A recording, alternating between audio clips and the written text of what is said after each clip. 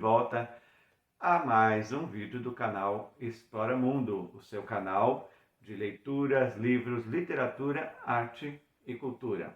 Hoje eu vou falar com vocês sobre um livro que eu li recentemente. Na verdade, eu acabei agora a leitura desse livro e que já logo gravar este vídeo, porque ainda está tudo aqui fresquinho na minha mente e acho que fica mais interessante falar do que esperar passar um tempo e aí ter que retomar, repensar os personagens, repensar as tramas. E eu sou muito fã da literatura indiana contemporânea. Existem muitos escritores indianos atualmente e uma das que eu mais gosto é a Triti Unriga. Eu terminei de ler agora Um Lugar para Todos, que é um livro muito interessante. E eu fico pensando o que dizer a respeito de um romance desse. Primeiro, é verdadeiramente um romance. E é um romance romântico, e não é só um romance romântico. É um romance da vida cotidiana em que o amor romântico, o amor entre pais e filhos, de filhos para pais, entre irmãos, entre marido e mulher, entre namorados, aparece o tempo todo. É um romance que retrata a vida cotidiana, que pode ser a vida de todos nós. E uma coisa que eu achei muito interessante nesse livro é exatamente isso, essa beleza que a autora revela na vida cotidiana, né? Na vida de pessoas normais, de pessoas que acordam todos os dias, saem para o trabalho, estudam, namoram, se casam, se separam, têm alegrias, têm tristezas, presenciam nascimentos de entes queridos, presenciam a partida de entes queridos. Tem de tudo nesse romance. Na verdade, uma coisa que eu achei bem brilhante é que não dá para dizer que esse romance tem 1, 2, 3, 4 protagonistas. Esse romance é repleto de protagonistas, porque na verdade ele vai se tecendo a partir exatamente da convivência e do conhecimento que vai se travando entre os diversos personagens, que todos moram, ou pelo menos quase todos moram na cidade de Bombay,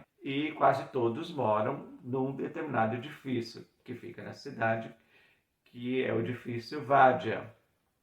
E é da inter-relação destas pessoas que surge o romance. O cenário principal é o casamento de dois dos personagens, filho de um personagem bastante importante, e que a partir da presença das pessoas nesse casamento é que vai se contando a história de cada uma delas. Na verdade, não é exatamente de cada uma delas, mas de casais. Somente aquelas que estão sozinhas por algum motivo, que é contado sozinha. Mas normalmente são contadas histórias de casais, ou histórias de mãe e filho, ou por um tempo foi história de mãe e filho, e depois foi a história de um sozinho, desse filho sozinho fora de casa e vivendo no tal edifício Vadya. Todas as tramas, todas as histórias giram em torno dos habitantes desse edifício. E todas elas são contadas a partir da presença deles num casamento. Então é assim que se dá exatamente a história. E a cada capítulo você vai entrando em contato com histórias diferentes, mas que têm ligação com as histórias anteriores, porque os personagens que participaram daquela história participam desta de novo, porque todos eles se conhecem há muito tempo. É o romance de estreia dessa autora. Não é o primeiro que eu li, mas é o primeiro que ela escreveu. E é um romance brilhante, porque te prende o tempo todo. O tempo todo você vai descobrindo a beleza do que é a vida, do dia a dia. E isso não tem nada de épico, de heróico, embora todas as histórias sejam épicas e heróicas, porque a vida é épica e é heróica cotidianamente. Ela traz isso de uma forma muito bela, eu diria com muita poesia, porque a descrição que ela faz das pessoas, dos lugares, principalmente dos sentimentos, das emoções que as pessoas vivenciam, como que elas reagiram emocionalmente às situações pelas quais passaram na vida, é que faz a gente se agarrar nesse livro e não querer parar até que a gente termine e veja, porque o tempo todo você não sabe para onde vai essa história, onde ela vai dar. O que você sabe é que as coisas vão acontecendo, que a vida vai acontecendo, e a gente também não sabe aonde a nossa vida vai dar. A gente deseja, a gente faz planos, a gente tem ideias, põe em prática uma série de coisas na nossa vida para obter os resultados que a gente quer obter, mas na verdade a gente não tem garantia nenhuma, segurança nenhuma de que a nossa vida vai dar naquilo que a gente quer, deseja que ela dê. E é o que acontece com esse livro. Então, até o final, você não sabe aonde vai dar, aonde a autora quer chegar. Mas ela chega exatamente no mesmo lugar que ela parte, que é a riqueza e como é bonita, romântica, épica, heróica, e como há tramas, né? Intrincadas, complexas, cheia de suspense na nossa vida cotidiana. Então ela mostra que a nossa vida pode ser romance, que a nossa vida pode ser literatura e que em qualquer momento a gente pode deixar de ser somente leitor das coisas que outros escreveram e a gente pode passar a ser escritor se a gente souber contar de uma forma literária a nossa vida. Ela também pode virar um romance.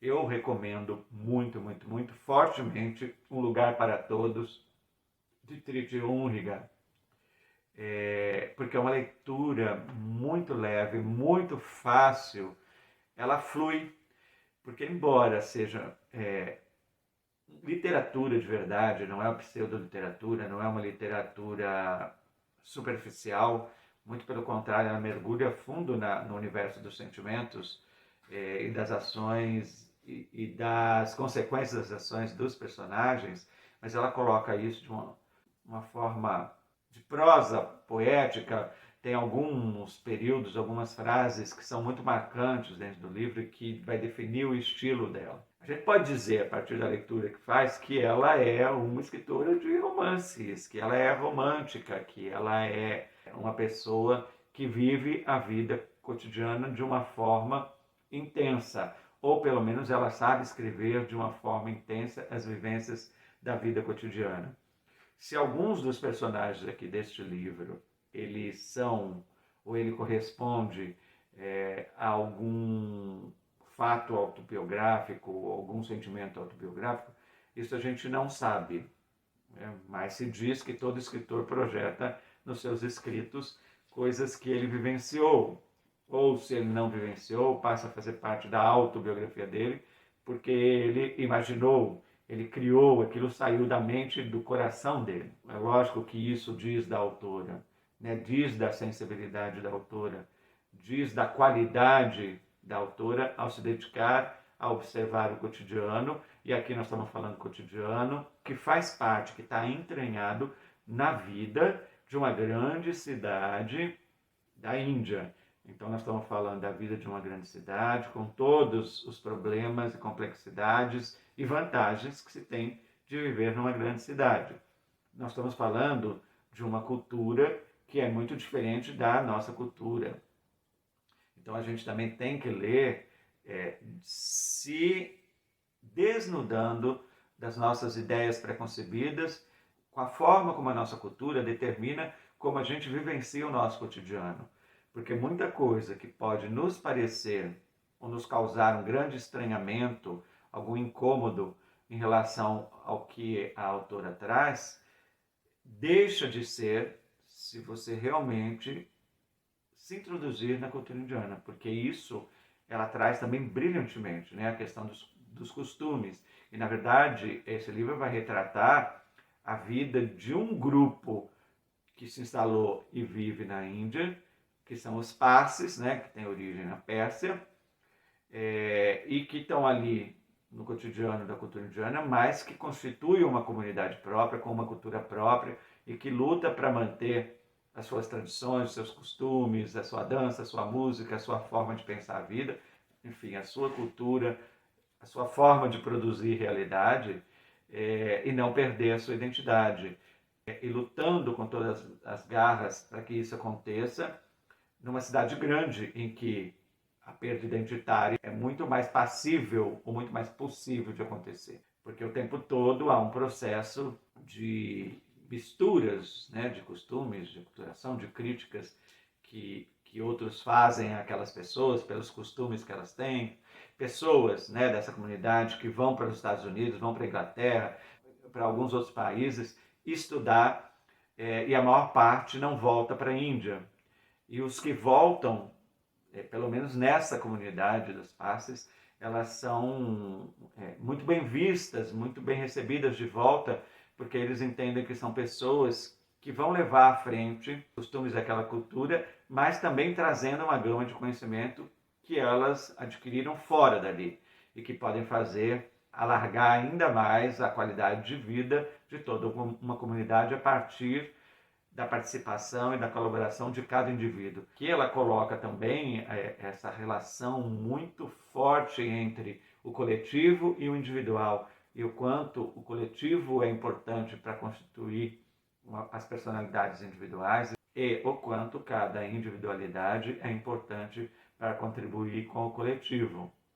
E a partir daí vão se destrinchando histórias como da Koomi, do Russi Belimoira e da Bini, que na verdade constitui um núcleo familiar bem pequeno, e a história deles é a história que mais aparece durante o livro. Então, na verdade, agora a gente já pode localizar aí alguns protagonistas, mas eles não são os únicos, mas são os protagonistas mais recorrentes durante a história, porque várias vezes eles voltam à cena ao se encenar a história de outros personagens.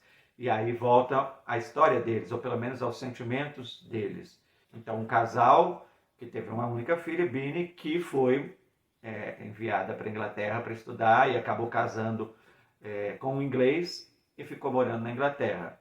E isso não que desencadeia, mas agrava a questão do relacionamento, do casamento deste casal, e todo esse agravamento vai meio que impulsionando um pouco o que acontece na história do casal e como isso também tem consequência na história ou nas histórias de todos os habitantes daquele prédio, o edifício Vádia. Além desse casal, existe aí, vamos dizer assim, aquilo que serve como motivo central para se reunir e contar as histórias, além do prédio, que é o casamento do filho de um advogado muito bem sucedido, e que as pessoas do prédio são todas convidadas, ou quase todas convidadas, e quase todas comparecem a esse casamento, porque esse menino e os seus pais cresceram, viveram muito tempo, e o menino cresceu no tal edifício. Eu não vou me alongar mais, para não começar aqui a contar coisas importantes da história